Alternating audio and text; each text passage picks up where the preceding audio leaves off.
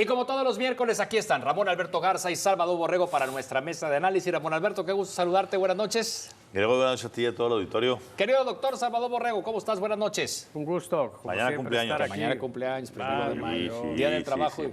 Bueno, a ver, doctor. ¿De modo? Se aceptan regalos y Nació todo, un ¿no? día que puso a trabajar demasiado a su señora madre. Eso. Sí. Bueno, pues vámonos a los grandes temas. El agua que platicábamos la semana anterior y que dejábamos todavía no con absoluta seguridad, aunque ya lo sabíamos, que se estaba enviando el agua hacia Estados Unidos. La presidenta lo negó durante los últimos 7 días. El gobernador del estado pues, replicó lo que había dicho la presidenta. Y anoche avientan un comunicado, Relaciones Exteriores, Secretaría de Agricultura y Secretaría de Medio Ambiente, diciendo que sí, que el río San Juan se utiliza para pagar la deuda del agua, que es un tema técnico complejo, lo de 1944, todas las vicisitudes que puede llegar a tener, pero realmente pues sí se está yendo el agua de la presa del Cuchillo. Vergonzoso, Gregorio, que tengamos los gobiernos que tenemos. Que nuestros gobernantes, comenzando por la presidenta y bajando hasta el gobernador, no tengan la menor idea de algo y se pongan a declarar públicamente que por ningún motivo la presa del Cuchillo entra dentro de los acuerdos y que el resto de las autoridades tengan que enmendarles la plana. Pues sí. Pues qué triste. El mismo gobierno. Qué pues. triste porque significa que estamos gobernando en las rodillas, sin información.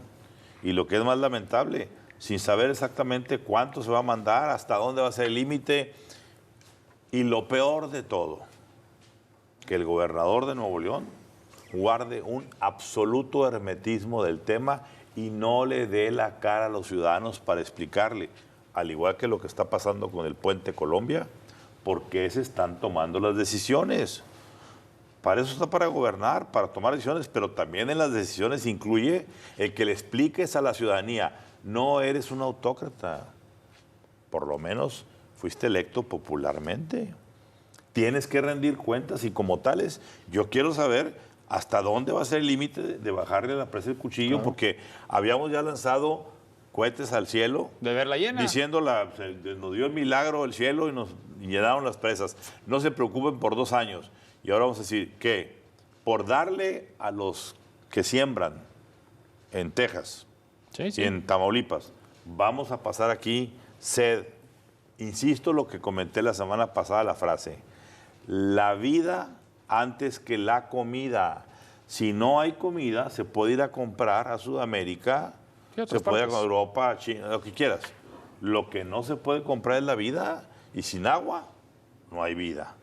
Triste espectáculo que no tengamos al gobernador en una media hora, en un programa del gobierno, explicando, señores, miren, esto está pasando, tenemos 100, nos van a quitar 20, pero no se preocupen, con 80 vamos a alcanzar para año y medio, para 2 años, y yo seguro que en 1 año y medio vamos a tener agua que... Es que es tan simple como eso. Explícanos. Es básico. Pero el callarse o es un acto de cobardía o es un acto de absoluta ignorancia. Los dos son condenables. Y peor que se contamina a la presidenta mandándola al ruedo a dar información absolutamente falsa. Sí, porque lo dijo primeramente la presidenta. Y en realidad, pues no sabemos cuánta agua se está yendo y que si bien en este momento no es la que necesitamos para tomar, pues mañana sí nos puede hacer falta, Salvador. De todo lo que se ha estado comentando pues, sobre este tema, yo escuché a un doctor, el doctor José Luis Straba Manzanilla, es un experto en temas hidráulicos de la Universidad de Colorado, y él refiere que este tratado de 1944 está escrito en términos porcentuales o proporcionales, o sea, de los flujos hidráulicos de diferentes ríos. A Estados Unidos le toca una tercera parte, pero por alguna razón, de repente ya no hablaron de proporción con respecto a los flujos, sino de número de metros cúbicos, ¿sí? Y entonces resulta pues que tomaron como base algunos flujos que fueron muy altos y sobre esa base nos reclaman los gringos esto. Yo creo pues que ahí tenemos un problema de no entender que las cosas cambian, ¿sí? O sea, vamos, si los flujos fueran uniformes, pues no habría ningún problema. Pero al tener esas variaciones, pues estamos en una condición muy complicada que para mi gusto obliga a que se revise ese tratado de 1944 y que se atienda, debe estar ahí en el convenio, se atienda el espíritu de ese convenio, y la esencia de ese convenio que tiene que ver con las proporciones de los flujos que le corresponde a cada país. ¿Y de dónde sacar esos flujos? Porque pues hablaban de las así presas internacionales. Claro. Y la presidenta dijo, no, es que el cuchillo no es presa internacional. Sí, pero son cuencas. Eso, exacto. Y esta es la cuenca del río San Juan. Claro. Porque finalmente, si no hubiera presa el cuchillo, si hay que decirlo, esa agua iría a dar a aquellas presas y iría a dar al río Bravo. Son afluentes del del río Bravo. Sí. ¿verdad? Es decir, el agua que se detiene correctamente aquí en el cuchillo, pues dejó mientras se llenaba la presa, a 1 año, 2 años, seco el paso. afluente. Sí, ¿verdad? el afluente. Entonces, pero aquí déjame decirte lo más preocupante con lo que decía ahorita el doctor.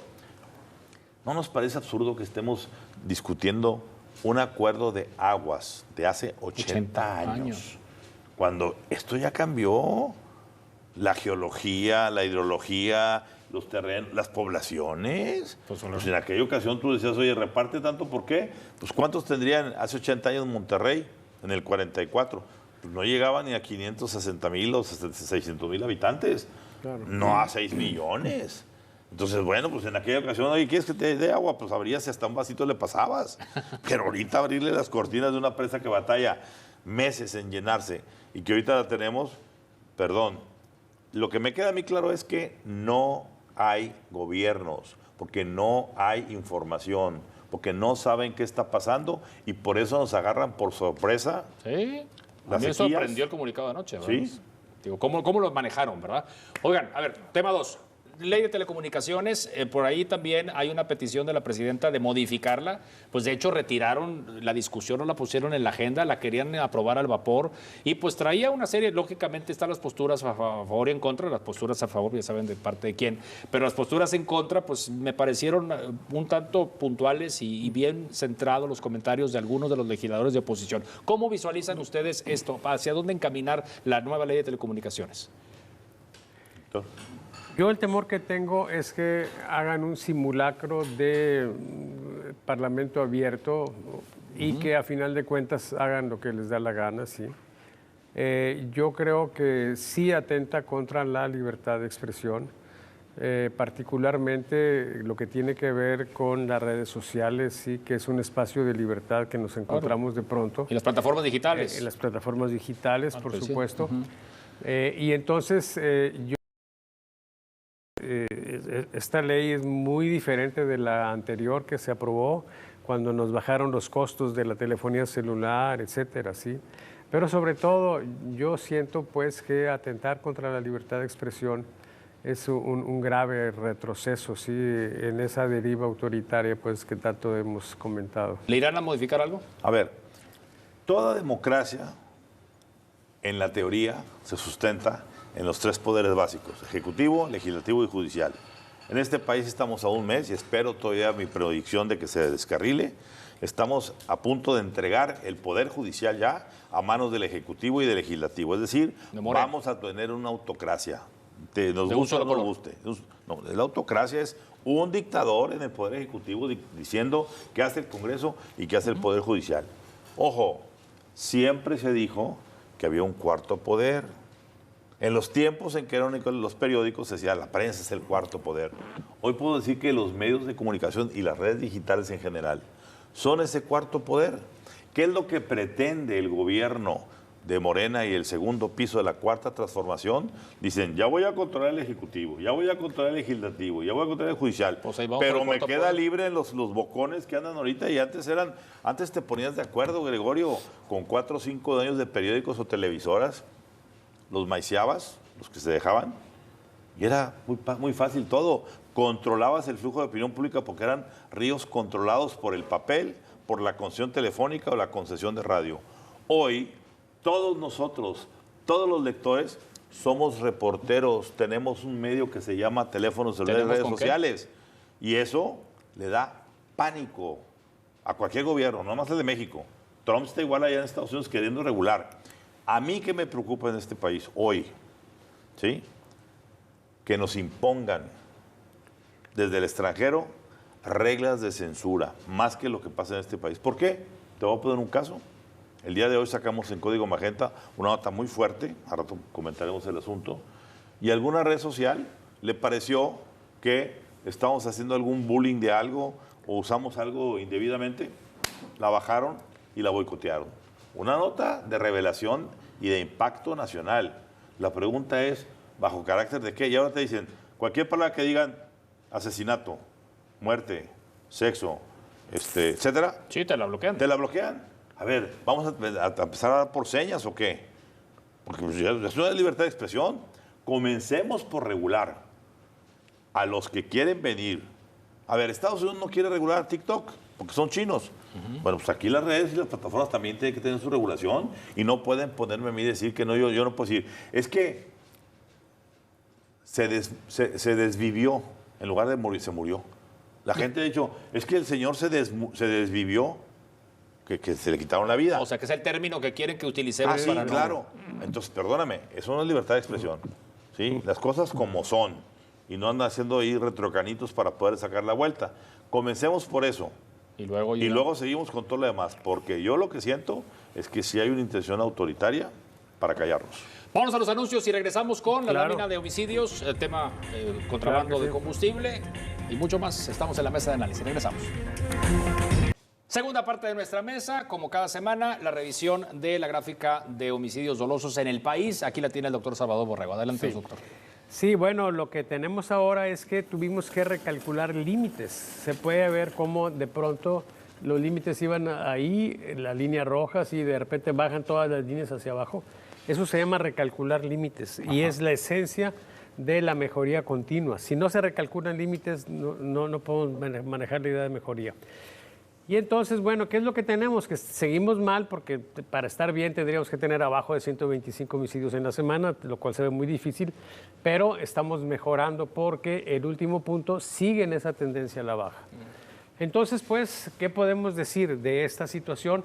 Que lo que está haciendo el gobierno federal está bien y que deben de mantener las estrategias, las tácticas, porque los resultados indican mejoría. Bueno, Lamentablemente, un comentario para la gráfica que dice el doctor. Ayer se dio a conocer el índice de criminalidad en el mundo. Somos el tercer país en criminalidad después de Mainar, Colombia y luego México. aún con esta baja, o con esta tendencia. Aún con esta baja, imagínate cómo estábamos estábamos. antes. No, sí, claro. Cuando los abrazos, dices tú. Cuando los abrazos. Sí. Hablando de los abrazos, lo que no se hacía antes se está haciendo ahorita con los decomisos. Bueno, a ver, en el caso del huachicol fiscal que venimos, en Código Magenta diciendo hace 3 Desde años hace que iba a años. pasar, y el último año con los barcos. Nadie decía nada, y ahora ya todo el mundo sale. Por cierto, Chapó con Televisa, que hizo 2 reportajes muy buenos, Sí, anoche lo vimos. antier y ayer. Anoche. Antenoche y anoche, y en las mañanas, sobre este asunto del huachicol y ciertos personajes que ya comienzan a aparecer. ¿Qué es lo que cambió esta semana? Muy importante. Que Estados Unidos ya se cansó de esperar que México haga lo que tiene que hacer. Decomisaron un barco, sí, pero ¿dónde están los detenidos? ¿De quién es el dueño del barco? ¿De quién era el huachicol que estaba ahí? Y que aparte fue más de lo que se dijo Sí, originalmente. claro, hay muchas dudas. ¿Qué hizo Estados Unidos? Punto. Abrió una investigación que tenía meses, hecha por Homeland Security, FBI, la DEA y el IRS, el SAT de allá. En una familia de 4 miembros en Utah, que tenían una empresa, un terminal, Arroyo Terminal, en Río Hondo, Texas, pegadito aquí a Harlingen, en Broadville, Sí, aquí por sí. ahí la del Padre. ¿Y qué encontraron con ellos? Que traficaban a la inversa el huachicol de México a Estados Unidos. Y hoy te explicaremos por qué. ¿Y qué crees que les encontraron? ¿Cuánto les decomisaron? $300 millones. A una familia de 4 miembros. ¿Qué hacían? Alguien les daba petróleo gratuito, muy pesado, que aquí no se puede procesar. Se lo llevaban a Texas, allá se había una refinería que lo procesaba, daba el combustible y lo regresaban para acá como huachicol. Entonces, no costaba el crudo, no costaba ya la gasolina, solamente el costo de refinación. Es decir, se daban una utilidad como de 80-85%. Bueno, esto ya empezó a tener redes con México y empiezan a estirarle la hebra. El mismo día que pasa eso, hay una muerte muy sospechosa En por Colima. desbancamiento en Colima de un tamaulipeco avecindado en San Pedro Garza García, de nombre Ángel Arnoldo Ramírez Salinas, joven muchacho, que el único que tenía permiso en México como privado de importar combustibles. Pero se decía que este hombre era el heredero del imperio que creó Carmona. Sergio Carmona, el ejecutado en San Pedro Garza García. También. Hoy Código Magenta reveló la vinculación de los dos porque resulta que un domicilio que tenía este hombre en Reynosa también lo compartía con una persona llamada Esmeralda McDonald Sánchez. ¿Quién es ella? La hermana de Perla McDonald Sánchez, la esposa viuda de Sergio Carmona. Bueno. Es decir, hay una vinculación. La pregunta es, qué curioso, Gregorio y doctor, que cada vez que entra en acción el dinero de la 4T con negocios como el Huachicol, como lo que pasó en Veracruz con Daniel Flores, aquel avión que se cayó en Veracruz después de una cosa de campaña de Dan Augusto López, terminen todos misteriosamente muertos. O convenientemente. Oportunamente muertos, porque ya sabían demasiado y cortas el hilo. ¿Qué va a pasar? Voy a hacer un pronóstico. Esto se está desbordando. ¿Por qué? Muy sencillo. Hoy Pemex dio las cifras. ¿Saben cuánto perdió Pemex los primeros 3 meses? Tremendo. 43,000 millones de pesos perdió. De pérdida. En 3 meses Sí. significa más o menos 477 millones de pesos diarios. 20 millones de pesos por hora está perdiendo Pemex. Es una debacle. Debe 2 millones de pesos. Es la deuda. Y a los proveedores les debe 500,000 millones de pesos. ¿Por qué le pasa eso a Pemex? Pues muy sencillo, porque el señor López Obrador, que prometía que iba a acabar con toda la feria de corrupción en Pemex, destapó la cloaca del huachicol fiscal y abrió con pipas y todo, y eso se convirtió en que el 40% del combustible que este país tiene hoy se maneja con ilegalidad, crimen organizado, importación. ¿Estarán apretando la tuerca o no? La van a apretar y la están apretando desde Estados Unidos. Ojo, para Monterrey, van a venir pronto cateos y aprehensiones de muchos jovencitos guachicoleros de entre 30 y 40 años en San Pedro Garza García, porque San Pedro Garza García se está convertido hoy en la capital del guachicolerismo, del facturerismo y de muchos miembros del crimen organizado. Nos vamos al apagón. Hiciste un gran apunte hoy que te leí, mi querido Salvador. Sí, bueno, es una situación terrible que yo creo que no hay antecedente de eso. Lo más grave, creo yo, es que no saben todavía qué fue lo que causó este apagón, ¿sí? Creo que nos están ocultando también, o por lo menos no se han hecho públicas las consecuencias de este apagón, pero evidentemente hay personas en los hospitales o en sus casas que dependen de equipo que funciona con electricidad. Claro. Y entonces, bueno, es una situación terrible. Creo, pues, también que una de las cosas que se ha mencionado es que pudiera ser esto consecuencia de que se ha tratado de abandonar el petróleo como fuente de energía eléctrica y hemos descansado pues en las energías limpias y aparentemente por ahí puede ser una consecuencia y yo pues especulo que pudiera también tener algo que ver con la dependencia cada vez mayor que tenemos nosotros de los sistemas estos de computación, de tecnología, de informática. Porque de pronto puede haber algún error, algún error o alguna malintencionada intervención, pues, en esto. Vamos a esperar a que nos digan exactamente qué fue lo que pasó, pero es algo realmente muy preocupante, porque al no saber qué fue lo que lo ocasionó, pues quiere decir que en cualquier momento puede volver a ocurrir. Yo vi muy apenitas a Pedro Sánchez, el presidente del gobierno español, por explicación. No hay explicación porque nadie quiere admitir que puede ser un ciberataque. Exacto. Que los nuevos ataques terroristas no tienen que ser con bombas y volando nada. No, hombre. Con que hagas con que hagas el botoncito y dejas todo. A ver, ¿qué paralizaste? El metro, el transporte, las calles, los hospitales, tus casas, todo. Es más, a ver, puedes paralizar todo. Dile a la gente, no tienes internet. Ahí sí se vuelven locos. El internet es la nueva droga. ¿Sí? Ahí estás metido y tienes que estar conectado. Entonces, esto es una gran llamada de atención que tiene que llegar a sus últimas consecuencias porque esto, como dice el doctor, va a terminar replicándose en muchas partes del mundo. Si es una cuestión intencional, alguien ya demostró que puede hacer, como dicen en inglés, shoot down, bajar todo el asunto. Bueno, pues nos quedamos con esto. Cónclave la próxima semana, que comenzará el cónclave. Comenzará Así ¿verdad? es. la mayor grilla que existe política en el planeta. Que ya comenzó. Sí, pero es la mayor grilla ya lleva política. como 6. Micropolítica, diría el doctor Alfredo Cuellar, ¿sí? Que es la política no entre grupos antagónicos, sino al interior de los grupos políticos. Bueno, habemos papa el otro miércoles, no creo, ¿verdad? No, todavía no. Porque ya habría ocurrido la primera votación. Pero de aquí lo platicamos. Digo, es muy difícil que se haga la primera. A menos que se vaya a Noroña y que lo haga con la tómbola. Con la tómbola. Donald sí. Trump quiere ser el próximo papa. Válgame Dios. Nos iría mejor. Déjenlo allá con el Espíritu Santo que lo iluminen acá. Sí. Hablaremos de eso en los 100 días. Gracias, Ramón Alberto. Feliz cumpleaños, querido Salvador. Gracias. Abrazo fuerte. gracias, Mañana gracias, muchos qué años amable, más. sí. Nos despedimos. Gracias por su atención. Nos vemos la próxima semana en la mesa y el día de mañana aquí en las noticias.